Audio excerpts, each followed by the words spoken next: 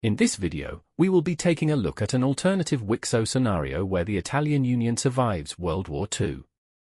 The scenario that this leads into is based off of real-life World War II, so you may see some parallels there. Anyway, let's begin. We begin in the midst of World War II.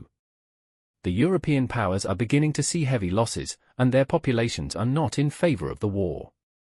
In Italy, the old empire breaks through the front lines and captures their main capital. In our timeline, they continue to fight on in the war and are eventually fully invaded, but here, they decide to surrender due to the bad circumstances of the war. They sign a deal with the Square team, exiting the war. After this, the fighting continues on in other areas, and eventually the Square alliance wins. Now, let's begin the scenario. In the peace treaty of World War II, the Square alliance is much less harsh towards the Italian Union due to their cooperation. We see that Rome gets less land, the old empire gains no Italian land, and Naples is released. Overall, this is a much better peace deal for the Italians. Another difference is that Corsica is not annexed by the African Union, but given independence from France instead. This will be important later on. In the years following the war, we see similar events happen throughout the world.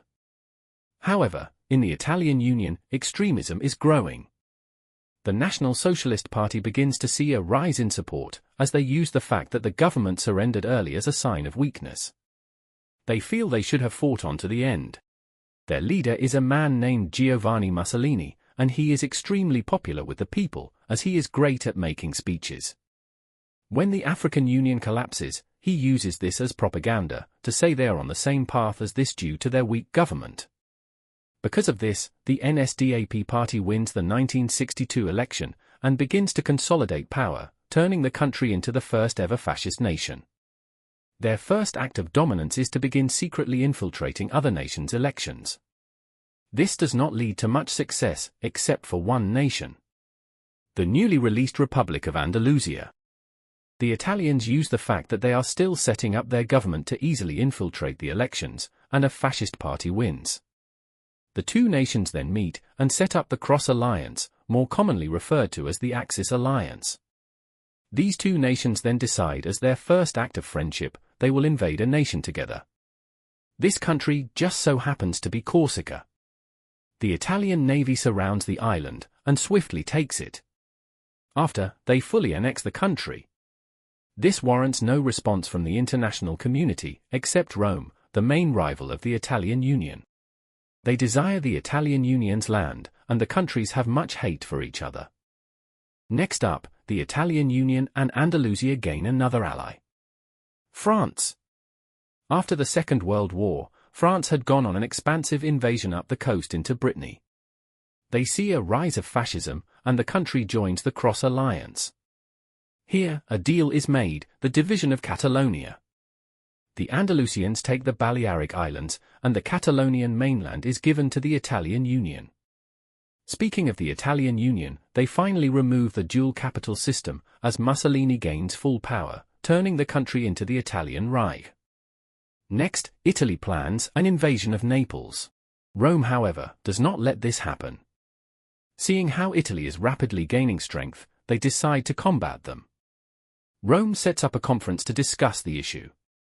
It is agreed that Naples will give the northern provinces that are in support of fascism to Italy. After the conference, the Roman Prime Minister returns to their capital, Belgrade, and declares peace with the Italians.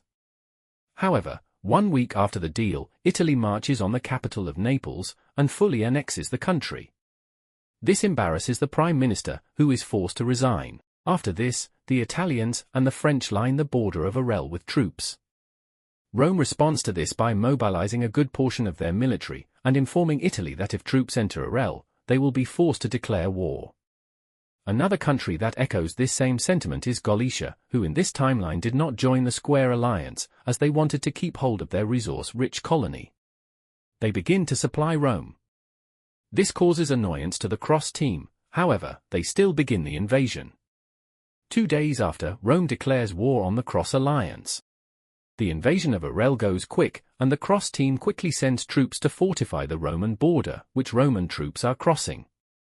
The front quickly changes as the superior Italian tactics push Rome back to the border and into their land. They see success in the newly claimed Croat Bosniak land, which has not yet been fully assimilated. It is at this point, however, where Galicia joins the war in solidarity of Rome. They begin a large push into Andalusia, who requires troops to be moved from the fighting in Rome. Because of this, both front lines see stalemate until the Italian Union reveals its new war technique, blitzkrieg. They use this on Rome first, which allows massive encirclements to be made. They also use this on Galicia, however here it is not as effectful, but they do still manage to take back all Andalusian land.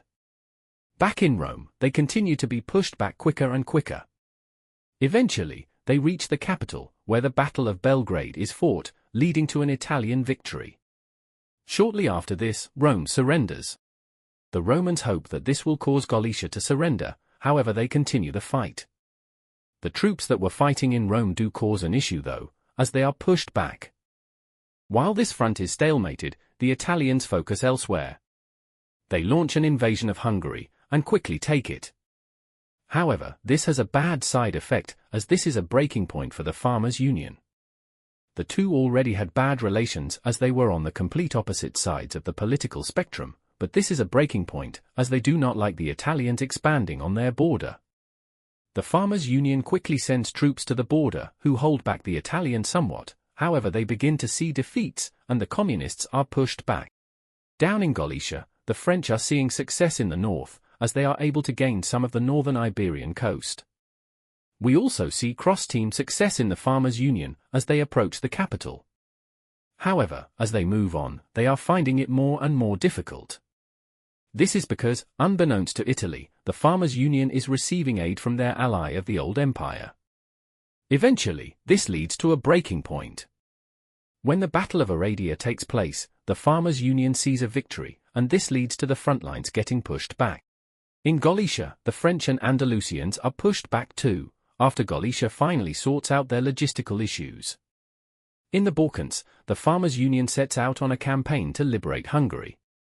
This goes successful, and now the Italians are having to fight on Roman territory once more. In Iberia, Galicia fully sets their focus on Andalusia. Eventually, after months of hard fighting, the country is finally invaded, and the Galicians move north, pushing back Italy and France. They are even able to push into Catalonian territory.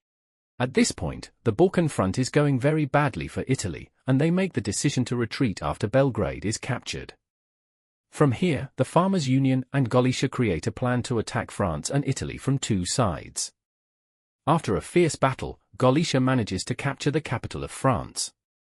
This leads into Brittany revolting, and France being captured. The Italians retreat to the Alps, which stops Galicia, but in the east, the Farmers' Union breaks through the front line. They snake down the Italian coast, and invade the northern areas too. Meanwhile, Galicia captures Corsica, and in coordinates with the Farmers' Union, they make a landing on Naples. After more fierce fighting up the peninsula, the capital of Italy is captured, and Genoa, the original other half of the Union, breaks away. After this, Italy surrenders. Now, let's have a look at the peace treaty. In the peace treaty, Italy is no more. The main half of the Italian Union is annexed by Rome. They also restore Naples and Genoa. Speaking of Genoa, they become a Roman puppet state. Moving west, we see the return of Arel and Catalonia. France is forced to give up Brittany and Loire. In Iberia, Andalusia loses land, and the rest is turned into a Galician puppet. Overall, this war does not have too much of an effect, except Rome being much stronger now. I hope you enjoyed watching this video. Originally, this video would have focused on a much bigger war, but I could not find any way to do that, as if the Italians attacked Russia or the old empire's allies, they would have got destroyed. Nevertheless, I am happy with how the video turned out, so make sure to like and subscribe.